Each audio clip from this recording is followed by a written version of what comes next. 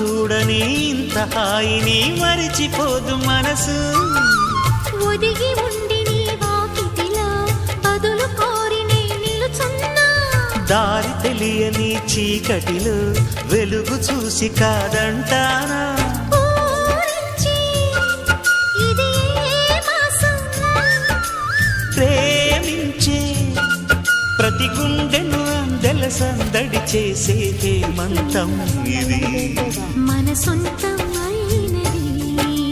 కిలకిల నవ్వే కోయిల కోసం వచ్చింది మధుమాసం.